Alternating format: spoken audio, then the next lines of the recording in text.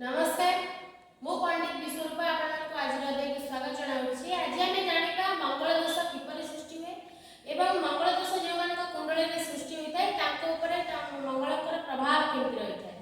गोटे श्लोक अच्छी प्रथम मुझे श्लोक टी कहूँ लग्ने वे पाताले अष्टमे चाष्ट मित्रे कुजे भट्ट कन्या विनाशय कन्या भर्ता विनाशयक। जदि आपणकर मंगल जो भूमिपुत्र मंगल जे जदि आपणकर लग्न रे चतुर्थ रे सप्तम रे अष्टम रे द्वादश रे बसुंती तेबे आपणकर मंगल दोष सृष्टि होता है। मंगल दोष सृष्टि हेले कोन हबो ना आपणकर लग्न रे बसले आपणकर क्रोधी स्वभाव रे बनेबे। देखन द्वितीय घर भी मंगल रहिले हमर नाड़ी ज्योतिष अनुसार मांगलिक दोष बोली कुआ जाय सेटा तो पट आंशिक बोली कुआ जाय। एतटा भी काई द्वितीय घर ना द्वितीय घर आपणकर सप्तम दृष्टि मंगल कर अष्टम घर पड़िबो तो अष्टम घर होची आपणकर मृत्यु घर आयु घर तो आयु ऊपर मंगल घर दृष्टि पड़िले सेटा शुभ नुह। तो आपणकर मंगल दोष यदि जातक रे बनिबो ताहले आपणकर विवाह विलंब रे हबो प्रथम कथा। द्वितीय कथा हेउची आपणकर सब बेले शरीर पीड़ा लागि रहिबो रक्तपात हबार समस्या अछि एवं लाइफ पार्टनर जे आपणकर हेबे जदि आपणकर मंगल दोष सप्तम घरे आपणकर मंगल थांती किंबा अष्टम घरे मंगल थांती किंबा द्वादश घरे मंगल थांती किंबा सप्तम घर को कोनोसी प्रकार मंगल दोष आपणकर मंगलकर दृष्टि पड़ुथाय तेबे आपणकर लाइफ पार्टनर उग्र स्वभाव रहेबे।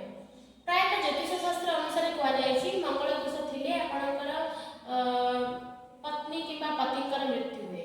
देखंतु सेटा आपणकर डिग्री ऊपर निर्भर करिवो डिग्री कोन एठी मु लेखि देछि देखंतु आपणकर बाल अवस्था जोटा शिशु अवस्था सेटा आपणकर 0 रु 5 डिग्री सेटा आपणकर एते भी फलस्पद नुह।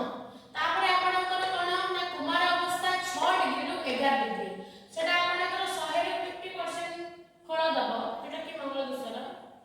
तापर अछि युवा अवस्था होछि 12 रु 18 डिग्री 100 रु 100% एटा काम करबो। एटा होछि आपणकर युवक थांती युवक बेले गोटे लोक कोन सब किछि काम करि पारे बट तापर अछि वृद्ध अवस्था कोन ना वृद्ध अवस्था अछि 19 डिग्री रु 24 डिग्री आपणकर 100 रु 30% एटा काम दबो।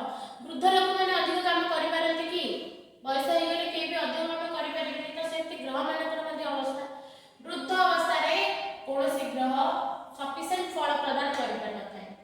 तापर आपणकर वृद्ध अवस्था 29 रु आपणकर 25 डिग्री रु आपणकर 30 डिग्री आपणकर फल नास्ति ग्रह आपणकर मृत हे जाउची।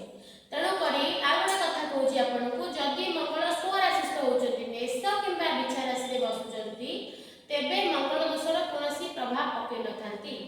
जदि मंगल डिग्री वाइज कम अछंती आपणकर वृद्ध अवस्था रे कि मृत अवस्था रे अछंती किंबा शिशु अवस्था रे अछंती ताहले आपणकर किछि भी प्रभाव पकेइबे युवक अवस्था रे थिले अधिक प्रभाव पकेइबे। जदि मंगल आपणकर गुरु दृष्टि रे अछंती किंबा कोनोसी ग्रह युक्त हेकि अछंती तेबे आपणकर मंगल दोषर कोनोसी प्रभाव पड़िबो नाही।